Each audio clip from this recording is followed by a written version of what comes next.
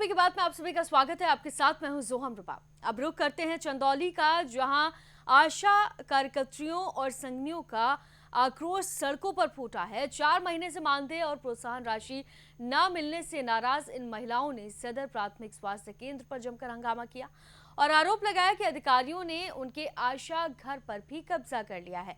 गुस्साई महिलाओं ने मौके पर पहुंचकर अपर मुख्य चिकित्सा अधीक्षक को घेरा और जमकर नारेबाजी भी की है। पूरे मामले पर स्वास्थ्य विभाग क्या कार्रवाई करता है या क्या सफाई दे रहा है और क्या कुछ प्रदर्शन में मांगे हैं, आइए आपको दिखाते हैं। चंदौली जनपद के सदर प्राथमिक स्वास्थ्य केंद्र पर उस वक्त हंगामा मच गया जब आशा कार्यकर्तियों और संगनियों ने 4 महीने से वेतन और प्रोत्साहन राशि न मिलने के खिलाफ जोरदार धरना प्रदर्शन शुरू कर दिया।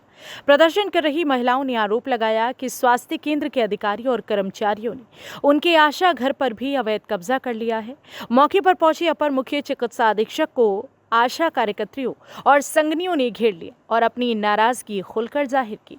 प्रदर्शन के दौरान महिलाओं ने स्वास्थ्य विभाग के खिलाफ जमकर नारेबाजी की। सर, हम लोगों का 4 महीने से वेतन नहीं, भुगतान प्रोत्साहन राशि 6 महीने से नहीं मिल रही है और उसमें अगले साल का भी 50 लोगों का 2024 का 50 लोगों का हम लोगों का रुका हुआ है। राज्य बजट टीबीआई रुका हुआ है, पोलियो का पैसा नहीं गया, 10 महीने का टीबीआई है, पोलियो का पैसा, फैलेरिया का पैसा हम लोग एनजीओ का है वो भी नहीं गया, आशाओं का आधा अधूरा गया है। अप्रैल माह का पैसा दिए हैं लेकिन आधा अधूरा करके देते हैं और कहते हैं कि आप लोगों का कुंभ में पैसा चला गया, अधिकारियों का क्यों नहीं जाता है? सर, आपका धरना लगातार चल रहा है, क्या अधिकारी क्या बोल रहे हैं? अधिकारी बोल रहे हैं कि जब बजट आएगा तो देंगे, तो नहीं देंगे, कोई गारंटी नहीं है। प्रभारी सर तो बोले हैं कि कोई गारंटी नहीं है।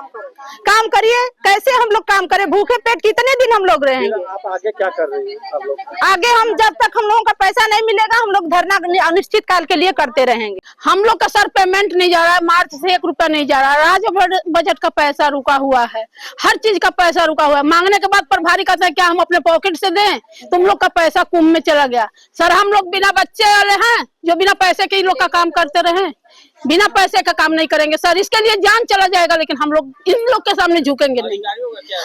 अधिकारियों का नाम है कि पैसा नहीं मिलेगा, आप लोग काम करिए। हम लोग के ऊपर दबाव पड़ रहा है सर, हम लोग काम नहीं करेंगे।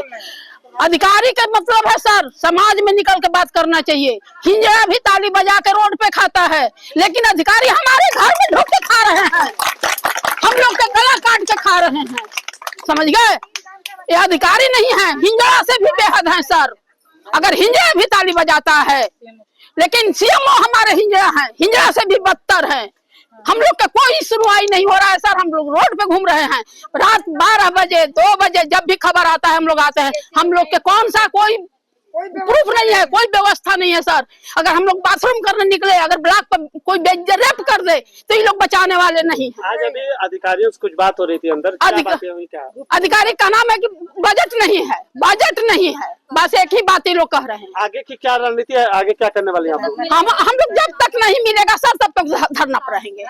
लगातार विरोध और घेराव के बीच अपर मुख्य चिकित्सा अधीक्षक ने 10 दिनों के अंदर मांगों पर कार्यवाही का आश्वासन दिया, जिसके बाद आशा कार्यकर्तियों ने अपना धरना समाप्त कर दिया और अधिकारियों के कहने पर और 10 दिनों के इंतजार को हाँ कह दिया। कुछ आशाओं के बजट के अभाव में 2-3 महीने से पेमेंट नहीं हो पा रहा था, उनका जो मानदेय है वो नहीं मिल पा रहा था, तो उसी लिए बात हुई है, उनसे वार्ता भी हुई है।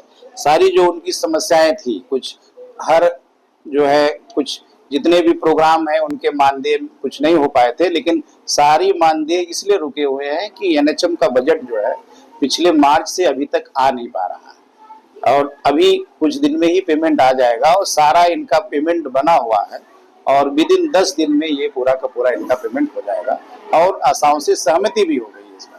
अब देखना होगा कि स्वास्थ्य विभाग इस आश्वासन पर कितना अमल करता है या फिर आशा कार्यकर्तियों को एक बार फिर सड़कों पर उतरना पड़ेगा। एक बड़ा सवाल ये भी है कि क्या सच में सरकारी कर्मचारी का पैसा महाकुंभ मेले के आयोजन में चला गया है या हकीकत कुछ और ही है। चंदौली में आशा कार्यकर्तियों और संगिनियों का ये विरोध प्रदर्शन एक बार फिर स्वास्थ्य विभाग की जमीनी हकीकत को सामने लेकर आ रहा है। सवाल यह है कि जिन महिलाओं पर ग्रामीण स्वास्थ्य सेवाओं की रीढ़ टिकी हुई है, क्या उन्हें उनका हक मिलना या फिर ये आश्वासन भी बाकी वादों की तरह फाइलों में दबकर रह जाएगा। अब देखना यह होगा कि 10 दिन के भीतर वादे कितने पूरे होते हैं। फिलहाल के लिए इस खबर में सिर्फ इतना ही। आप देखते रहिए यूपी की बात।